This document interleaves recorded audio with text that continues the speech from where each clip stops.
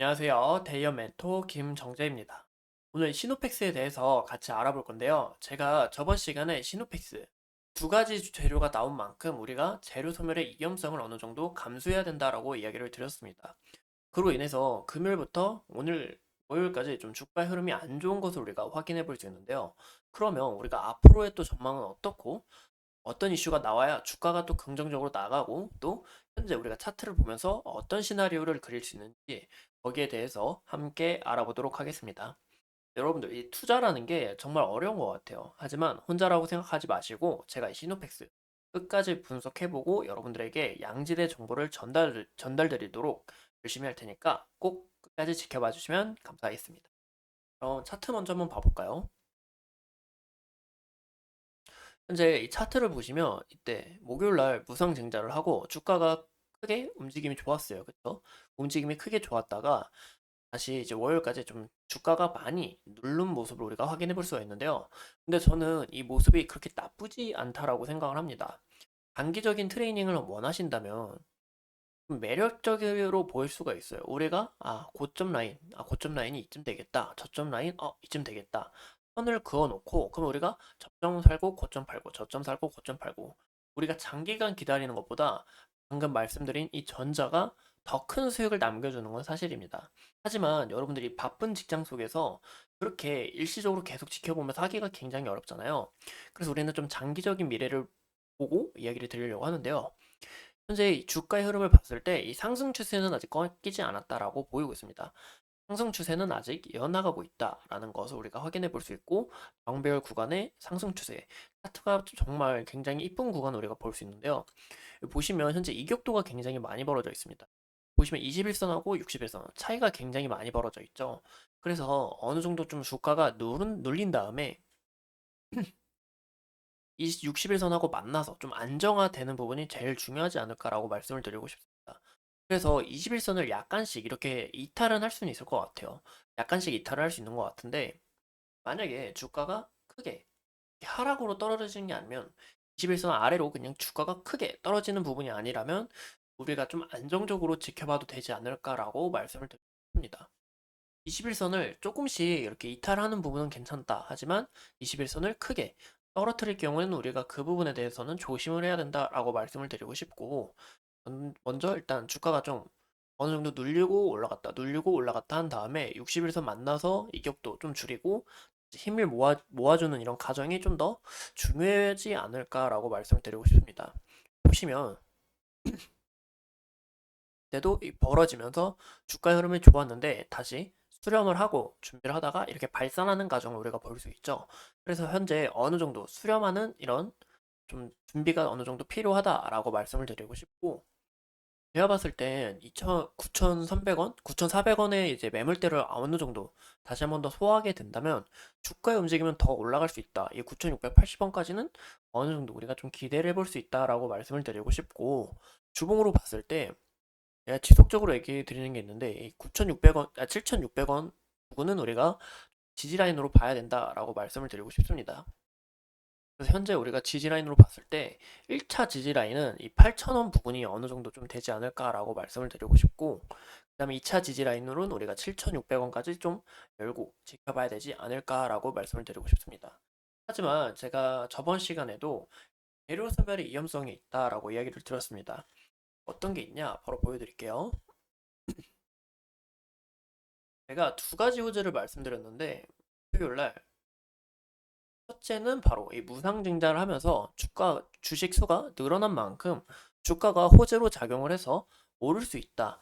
그로 인해서 현재 외국인들이 미리 매수를 하고 기다리고 있었다라고 말씀을 드렸습니다.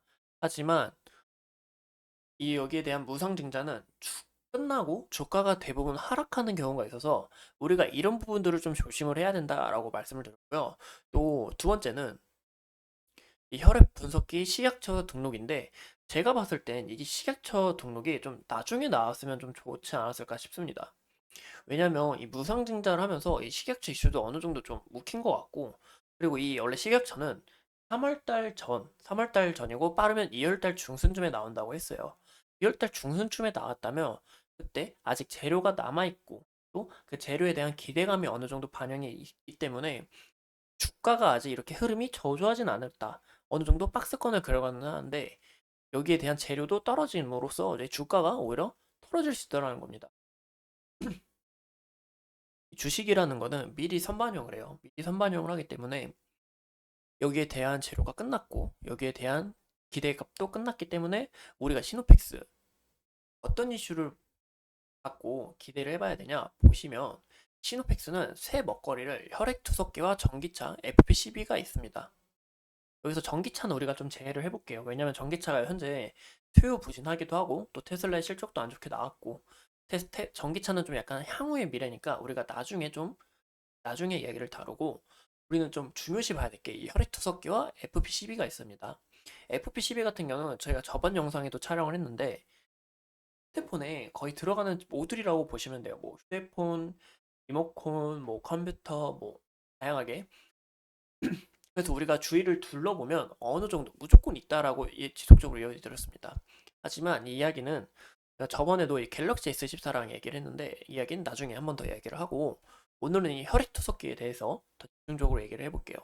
혈액투석기는 제품 상반기 판매 개시 전망이라고 했는데 식약처 허가가 나오면서 제품을 팔려고 현재 준비 중에 있을 겁니다.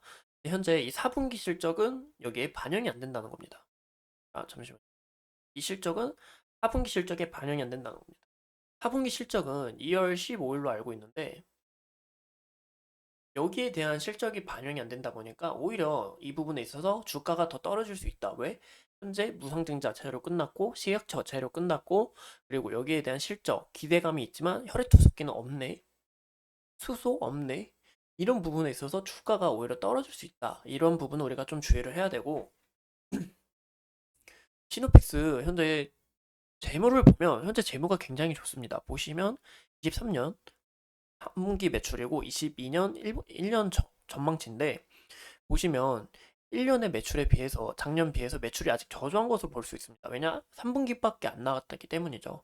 그럼에도 영업이익 많이 남기고 당기순이익 많이 남긴 거 보니까 아마 이번 4분기 실적도 굉장히 좋게 나올 것 같아요.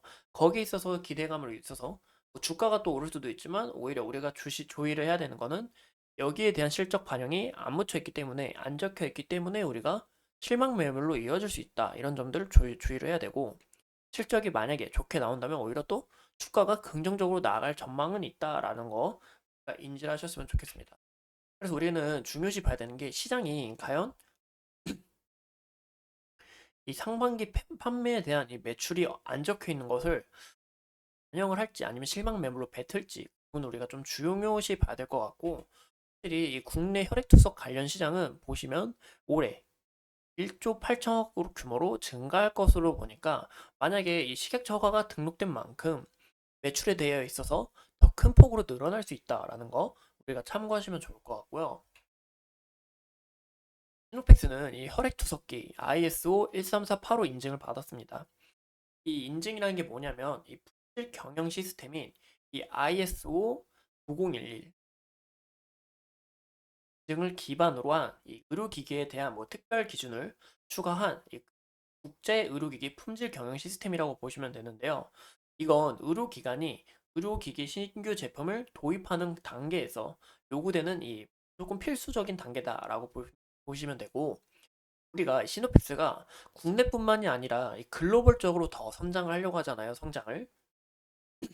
정말 감기 걸려가지고 글로벌 시장을 진출하려면 굉장히 필수적이다라고 보이는데 현재 우리가 중요시 봐야 될 게 국내 GMP와 그리고 이 iOS를 이미 취득한 만큼 추후 이 CMDR과 그리고 미국 식품의약국인 이 FDA 인증에서 유리하게 되게 작용될 가능성이 높다라는 겁니다. 그래서 우리는 여기 두 가지 재료를 봐야 된다. 이 CMDR하고 그리고 FDA에 대한 여기에 대한 재료를 보시면 좋겠다라고 말씀을 드립니다.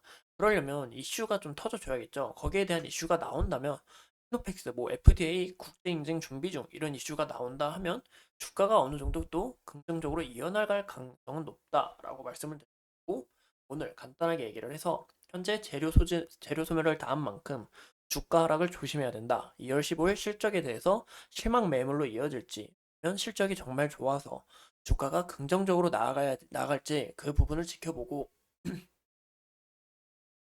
차트로 봤을 때는 1차 지지라인 8,000원 부근, 2차 지지라인으로 7,600원을 보시는 게 좋다. 하지만 현재 이 주가가 수렴을 어느 정도 한 다음에 이격도를 줄이고 주가가 긍정적으로 나아가는 게 이상적인 그림이다라고 이야기를 드리고 싶습니다. 하지만 이렇게 차트가 나오는 건 좀 지저분하지 않나라고 이야기를 드리고 싶네요. 이상 이 시도팩스에 대해서 함께 알아본 대연 멘토 김정재였습니다. 오늘도 이렇게 소중한 시간 내서 영상 시청해주신 점 감사합니다.